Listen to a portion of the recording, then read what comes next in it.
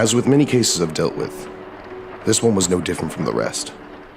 A typical scenario that intrigued the Bureau enough to warrant sending me to investigate. My name is Arthur Kent, and I work for the Federal Bureau of Investigation. A series of body parts recently started washing ashore outside Ocean City, Maryland, and the locals are worried. The possibility of foul play doesn't seem relevant here, as it's known to have sharks. And according to witnesses and local police, the events seem to coincide with shark attacks. But at the request of the mayor, I am now being sent to investigate. Such is the way of politics, I guess. So I make my way to the city by the sea, in a driving downpour, wondering just what lies at the end of Route 528.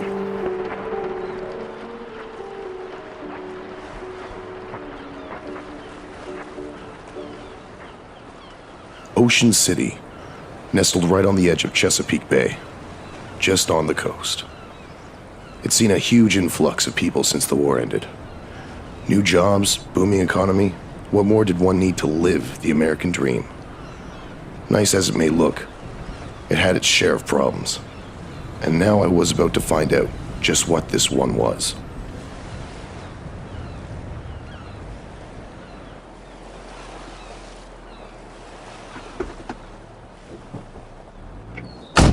Morning, gentlemen. I am Agent Arthur Kent from the Federal Bureau of Investigation.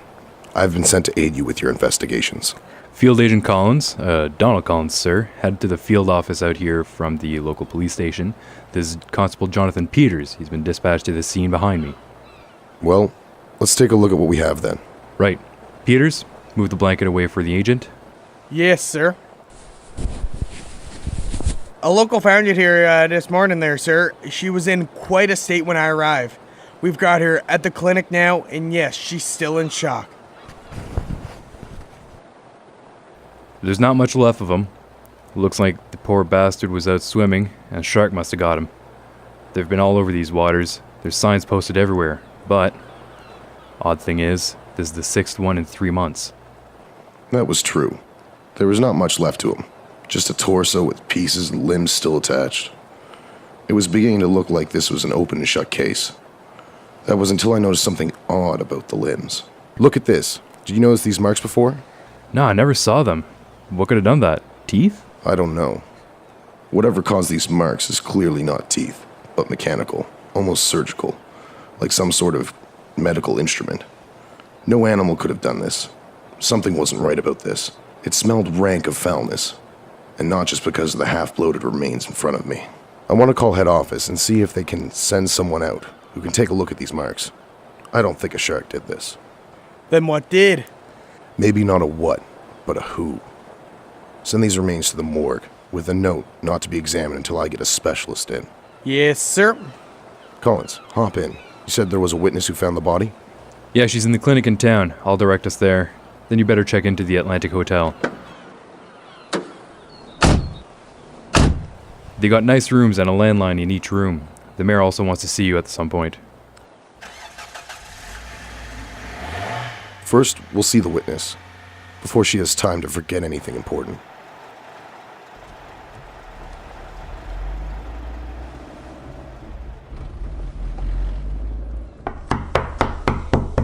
Ms. Cropper, may I come in? It's Agent Donald Collins from earlier today. I have a few questions we need to ask, if it's not too much trouble. Oh, hello. I suppose that's fine. I feel a little better, but I still can't get that sight out of my head. I understand. I've seen a lot of things and I can't forget either. This is Agent Kent, a colleague of mine from the head office. He has a few follow-up questions for you. I promise you it won't take too long. Oh, all right.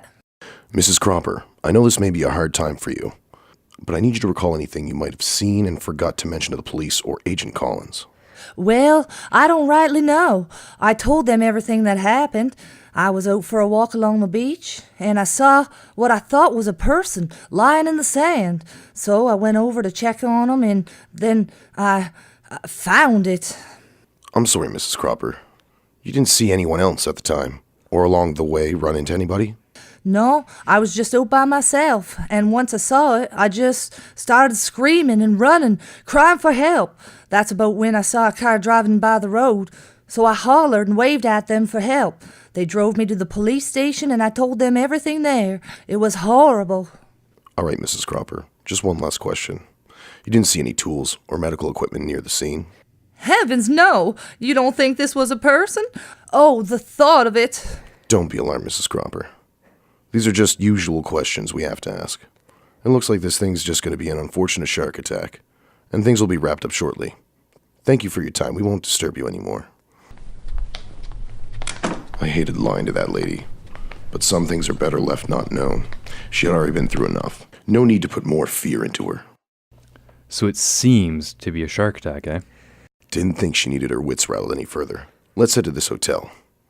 I'll make the call to head office. This case was going nowhere. No leads or evidence besides the body and a few odd markings. Doubt started to play in my mind like a Sunday matinee.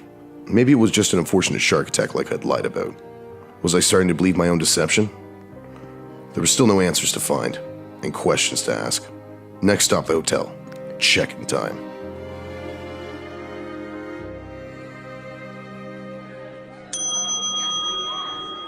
Welcome to the Atlantic Hotel. How may I be of your service today? My name is Agent Kent from the Federal Bureau of Investigation. I need to speak to your manager about arranging a room for the next few days while we continue an investigation. At once, sir. Just one moment, please. The Atlantic Hotel was a well-known establishment. It had a Victorian look about it, which only added to its majesty. I was captivated by the grandeur when suddenly I heard him before I saw him. Are you the bureau agent they sent?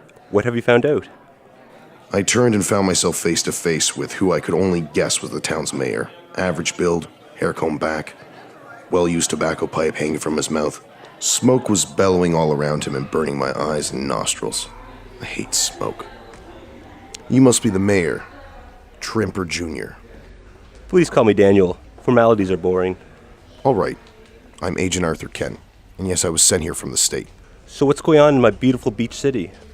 Mr. Mayor, we believe this is nothing more than a shark attack, but we'll have to go through all the necessary steps.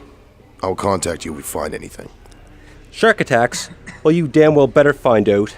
I can't run a beach resort destination with sharks running amok. I understand. I'll notify you should anything come up. Very well. Good day, gentlemen. Push guy, isn't he? Good morning, gentlemen. My name is Edward Breyer. I run the Atlantic Hotel. How may I be of assistance to the Bureau? I'll need a room set up for an investigation. I'm not sure how long it'll be, but our head office will pay for however long it takes. Of course. We can set you up on the second floor with a nice view of the ocean. No, I want one facing the streets if possible. Yes, of course. Room 244. Here is your room key. All of Collins here take up the gear, but may I use your phone? I have an urgent call to make. Of course, right this way. Great. I'm the busboy now. Get the gear and I'll meet you at 244. Here you are, sir. Thank you.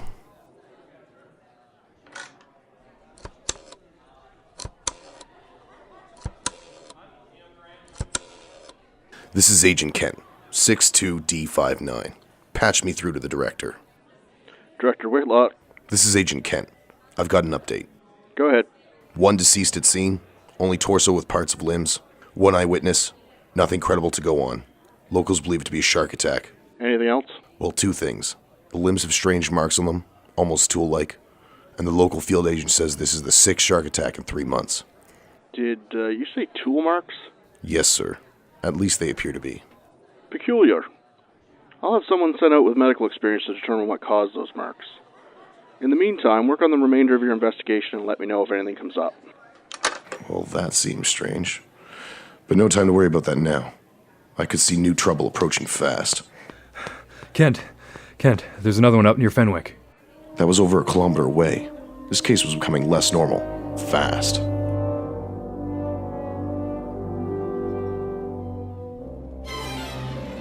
I just spoke with the officer. He said a couple of kids were out hunting for frogs when they stumbled upon the remains. They already told the police everything, but we can't interview them due to their age. What was found? He said they found the lower half of a person, but what's got me sickened is this time, it definitely looks like somebody sawed them in half. Dear God. At the moment I knew I'd stumbled on something more than just a series of shark attacks. The marks from earlier and now this new finding made it clear there was a person behind this. Some sick individual, for whatever reason, was committing these atrocities. I knew I had to find them before the 8th. Hey Kent, that guy over there is staring right at us. So he is. Why don't we find out why?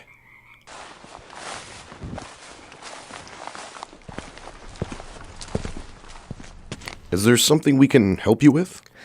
Not unless you got me a job, but I've got some news for you. Go on. Money well spent. I live in these streets and I seen and hear all kinds of things, but recently, some of the people I used to see in the shelters and parks are gone. Vanished. Now I hear some of these shark attack people, might have been them, but that's all I have for pocket change. Interesting. For $20, what else can you tell me? Well, strange thing is, I knew some of them, and they couldn't swim if their life depended on it. So why would they be out in the ocean to begin with? But that's all I know. I tend to keep out of that sort of business and sleep with one eye open now. All right. Thanks for your help. Anytime, sir, anytime. So was that of any help or what? Maybe. He said they couldn't swim. Also, where do most of these people sleep during the night? I think near the old warehouse. Most are abandoned or owned by the military for old stockpiles of war. Agents, there's a Dr. Penn here for you. She said she's from head office. She? Well, let's go meet the doctor, shall we? Ma'am, I'm Agent Arthur Kent, and this is Field Agent Collins. Dr. Maggie Penn, medical examiner from upstate. Please, call me Dr. Penn. Seems you're already into it, eh? Any idea what might have done this? Kent here thinks it's something to do with those marks there. Well, from what I can tell, the marks are definitely not made by an animal. These were definitely done with surgical tools. I didn't want to hear that, so we are looking for a person then. Most likely. Great. I was hoping this would be an open and shut case. We've learned that most people were despots, living around the old warehouse district. Maybe you should investigate there. I will make my call to head office and tell them my findings. Will do. Come on, Collins. Dr. Penn, meet us at the diner in town whenever you're finished, and we'll go over what we find. What should we be looking for exactly?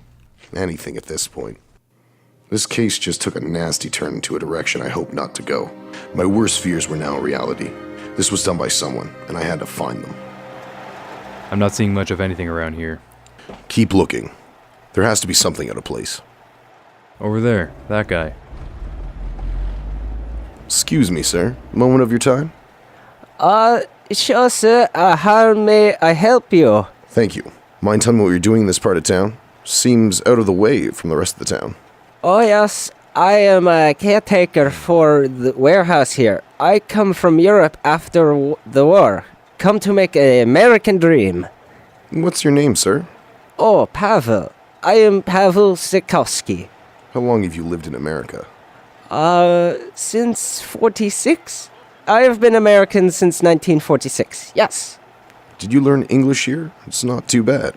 No, I learned from Papa, back in homeland. We live in Ukraine.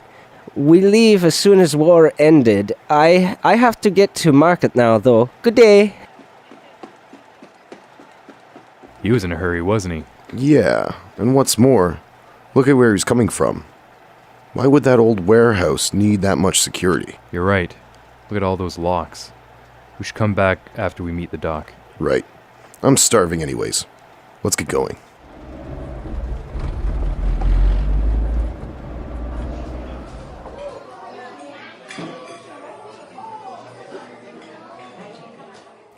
Have you found anything out? Yeah, we scoped out the warehouse district. Ran into this guy called Pavel Sikowski.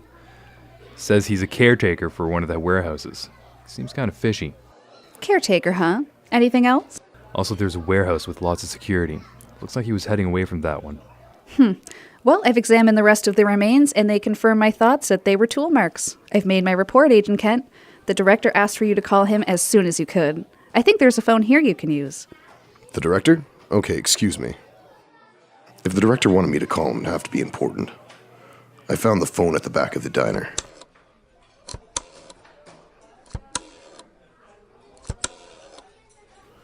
This is Agent Kent, 62D59. Patch me through to the director. Whitlock here. Agent Kent here, sir. I was told to call you. Agent Kent, I'm recalling you from this case in Ocean City. You'll be reassigned to a new case, and Agent Collins will return to desk duty. Sir, that's not a wise decision. We have a very interesting case developing here. This is more just a random shark attacks. There's some... This is not a matter for debate. You have your assignment, that is all. What did the boss man want? We've been reassigned. No explanation. Just reassigned. What? Are you serious? This is a murder investigation. Keep your damn voice down. There's nothing to be done about it. I'm to head up to state, and you're back to your desk work. Well, I suppose that's the end of that. I guess I'll be headed back too. Gentlemen, it's been nice.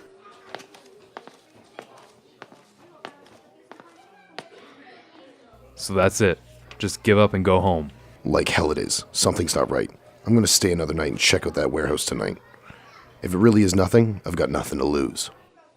Then I guess I'll be staying up late tonight too. I won't be letting you get all the glory if this breaks the case open. Well, alright. Let's grab some shut-eye so we're ready for tonight. Meet me outside the hotel around 9 p.m. I knew I was going against the book on this one, but there's something wrong about this whole case. Being told to leave it and move on was a big red flag. Me and Collins would check out the warehouse tonight and see if our suspicions were validated or not.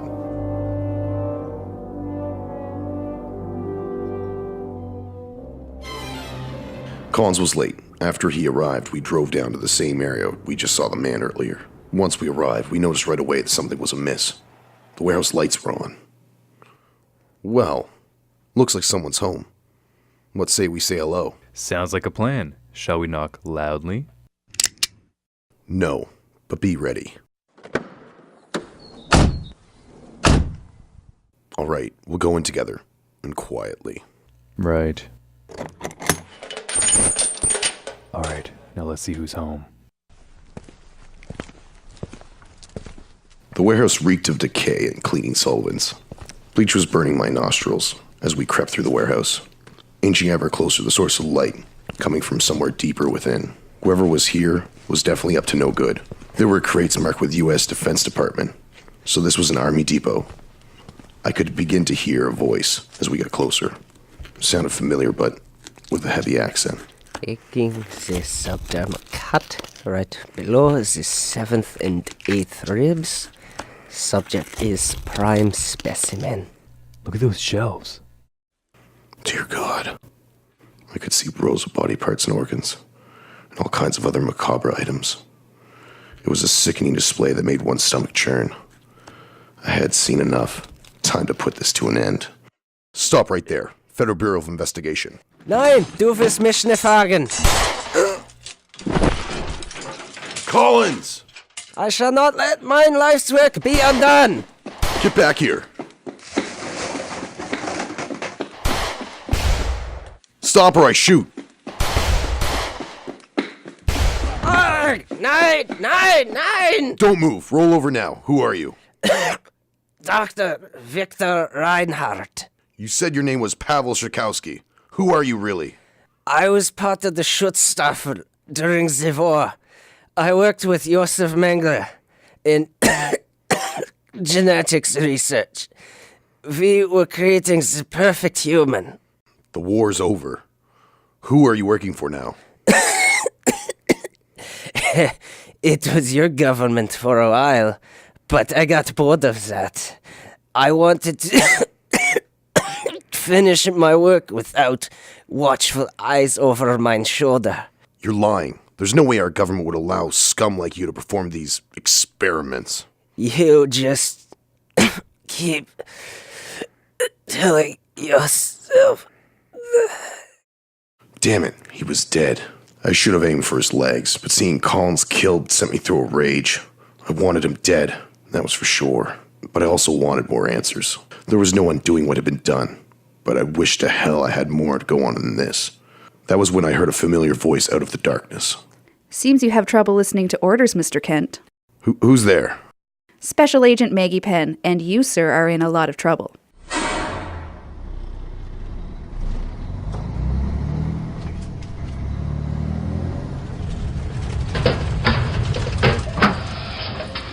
Alright, boys, fan out. You know the drill. Grab all documents and contain specimens and load them up. Move, move, move. Just what the hell's going on here? I demand answers now. I've got a down agent inside that building and an ex-Nazi scientist. Listen, Kent, this is much larger than you realize. But to sum things up, are you aware of Operation Paperclip? You mean the plan to gather all the German scientists? Precisely. Dr. Victor Reinhardt was one of those fellows. He specialized in genetics and body augmentation. We allowed him sanctuary for his war crimes in exchange for scientific value. Unfortunately, his handlers lost control of him a few months ago. Then he altogether disappeared. Luckily for us, however, you helped us locate him. What do you mean he was working for us? Unfortunately, that information is classified. Then what now? The case is closed? No report? What about Collins and the locals? We've already taken care of the remaining details. Agent Collins suffered a stroke quietly in his home. The local string of events were all caused by a rogue shark that our agents had already caught and prepared to hand over to the township. That just leaves you, Agent Kent. And what about me? Ma'am, building swept and cleaned. Ready for next stage. Proceed. Yes, ma'am. All right, lads, torch it.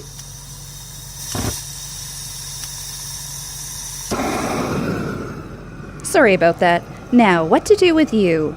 You obviously have the skills and intellect needed for our organization. Normally we would just eliminate any witnesses, but you may be of some use to us. How would I be of use to you? Well, to find that out, find me at this address tomorrow morning at 10 a.m. sharp. If you're late, I'll just take it as you don't want the job. Ma'am, building is burning good and local fire brigade has been notified that this is a military practice. They will not arrive as we have the situation under control. Excellent. Load up and move out. Mr. Kent, I'll see you tomorrow morning perhaps. Wait, what's this organization called? Sorry, Mr. Kent, but that information is classified. But just know that we are working towards the betterment of all of humanity. Farewell, Mr. Kent.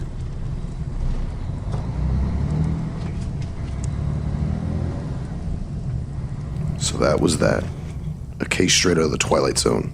And now a job offer for an organization that didn't exist. Normality seemed a moot point now. With what I had seen and heard, things in this world are definitely not as they seem. I was entranced by this unknown, compelled to immerse myself within it.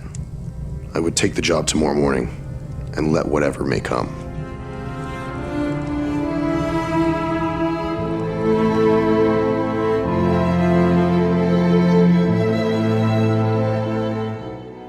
Special thanks to Liam Ness, Hannah Butler, Ethan Saunier, Ryan McInnes, Nathan Sims, Bill Knowlton, Ryan McDonald, Philip Brown, Emily Vaudeville, and Michael McCall. Thank you for listening.